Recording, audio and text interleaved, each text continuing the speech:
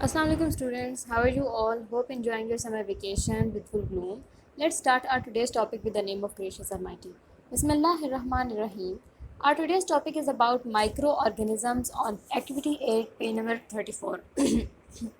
Activity 8 पे number 34 पर आज हम माइक्रो ऑर्गेनिजम्स के बारे में पढ़ेंगे कि माइक्रो ऑर्गेनिजम्स क्या होते हैं और कहाँ क्या क्या उनका यूज़ होता है, किस टाइप की उनकी लाइफ होती है। तो माइक्रो ऑर्गेनिजम्स की डेफिनेशन आप देख लें कि micro organism can be both useful and harmful.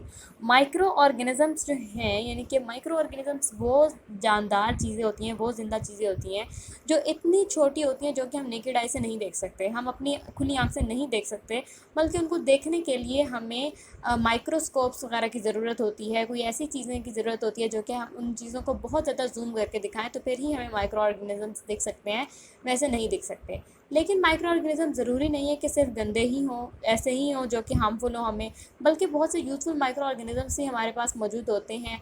लेकिन इनमें कुछ ऐसे भी होते हैं जो कि डिजीज़ कॉज करते हैं, they can cause disease which of these symptoms are used by micro organisms. हमारे पास तो माइक्रो ऑर्गेनिजम्स जो है वो कोई डिजीज़ कॉज करते हैं जिनकी कुछ सिम्टम्स के बारे में आज हम पढ़ेंगे। तो सिम्टम्स हमारे पास आती है अ नोज ब्लीड।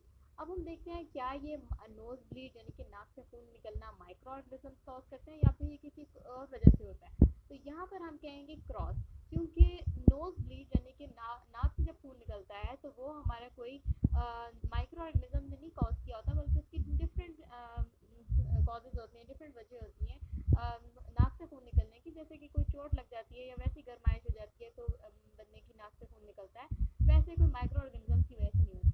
अब नेक्स्ट में आ रहा है अब ब्रोकन आर्म, यानी कि अगर हमारी बाजू टूट जाती है तो वो भी क्रॉस आएगा, बिकॉज ब्रोकन आर्म यानी कि जब हमारी बाजू टूट जाती है तो ये भी कोई माइक्रो ऑर्गेनिज्म की कॉज नहीं होती, बल्कि अगर हम कहीं से गिर जाते हैं, कोई चीज़ हमारे ऊपर आ जाती है, तभी हमारी आर्म जो है या यानी कि हमारे बाजू जो है वो टूटता है, वैसे नहीं टूटता, तो इसलिए यहाँ पर आप क्रॉस मेंशन करोगे। फिर आता है स्टमक बग, यानी कि पेट में अगर जिस तरह कीड़े हम कहते हैं हो गए हैं, यानी कि हमारे जो स्टमक में कुछ बग्स वगैरह प्रोड्यूस हो जाते हैं, बाकी हमारे पास स्टमक बोन्स वगैरह होते हैं वो प्रोड्यूस हो जाते हैं, तो वो जो है वो उधर आप टिक लगाओगे क्योंकि वो माइक्रो ऑर्गेनिज्म की वजह से कॉज होते हैं। ये क्या होता है कि यानी कि आप अगर खाना पीने में अगर आपको कोई मसला हो गया, आपने कोई गलत चीज़ खा रही है, तो हमारे पेट में जाके कुछ कीड़े प्रोड्यूस हो जाते हैं जिनको स्टमक बग या फिर स्टमक वॉर्म्स भी कहते हैं। तो ये जो स्टमक वॉर्म्स होते हैं ये माइक्रो ऑर्गेनिजम्स के ही कॉज्ड होते हैं और ये मुख्तलिफ़ किस्म की डिजीज़ को कॉज करते हैं।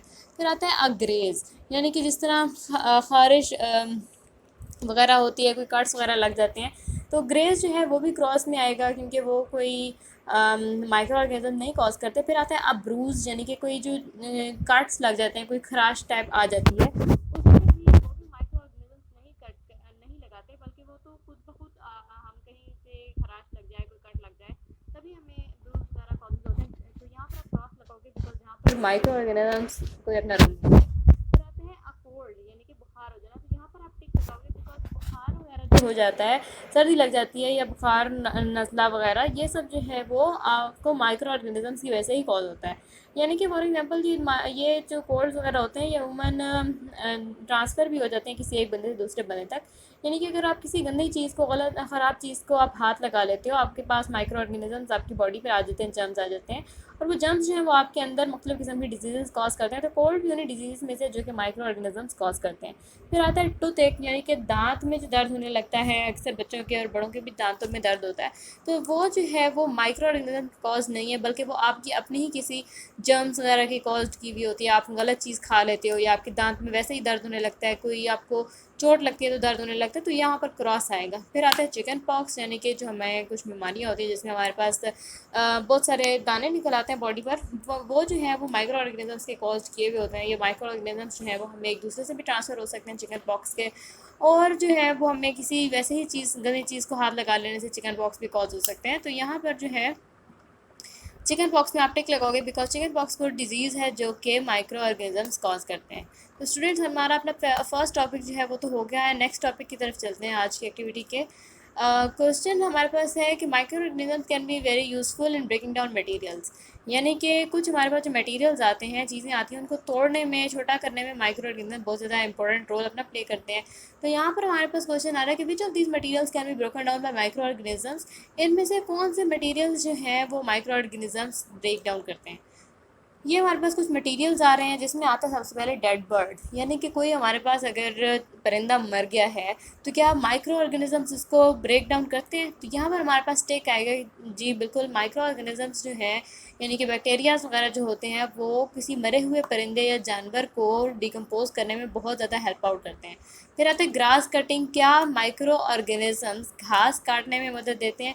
तो ये भी ठीक है, क्योंकि कुछ माइक्रो ऑर्गेनिजम्स जो है वो घास वगैरह को काट देते हैं।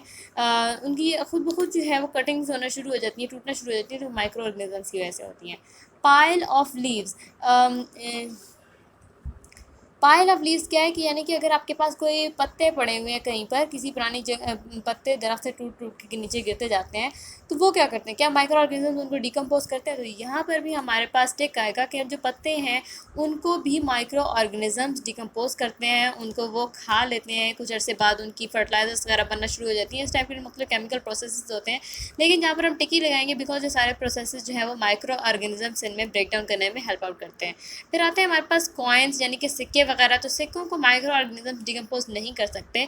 कभी कभी सिक्कों के ऊपर, कॉइन्स के ऊपर रस्ट वगैरह कॉज हो जाती है पानी शानी लगने की वजह से, लेकिन माइक्रो ऑर्गेनिजम्स जो है वो इनको मुकम्मल तौर पर डिकम्पोज नहीं कर सकते।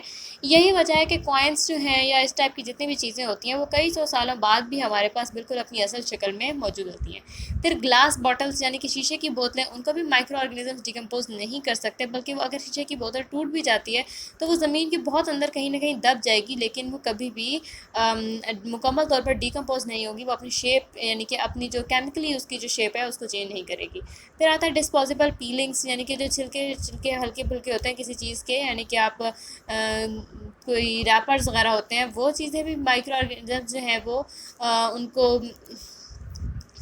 पीलिंग्स को जो है वो डिकम्पोज कर लेते हैं, क्योंकि वो बहुत बारीक होती हैं। और प्लास्टिक बैग्स जो हैं उनको माइक्रो ऑर्गेनिजम्स जो हैं वो डिकम्पोज नहीं कर सकते। डिस्पोजेबल पीलिंग्स वो आ रही थी जो कि प्लास्टिक पेपर बैग्स वगैरह होते हैं, उनको तो माइक्रो ऑर्गेनिजम्स कर लेते हैं, डिकम्पोज कर लेते हैं, लेकिन प्लास्टिक बैग्स जो हैं उनको माइक्रो ऑर्गेनिजम्स डिकम्पोज नहीं कर सकते। तो स्टूडेंट्स, आज का हमारा टॉपिक यहीं तक था। आई होप आपको समझ आ गई होगी। अगर नहीं आई तो आप मुझसे डीएम करके पूछ सकते हैं। आज का टॉपिक यहीं तक। Class dismissed. अल्लाह हाफिज़।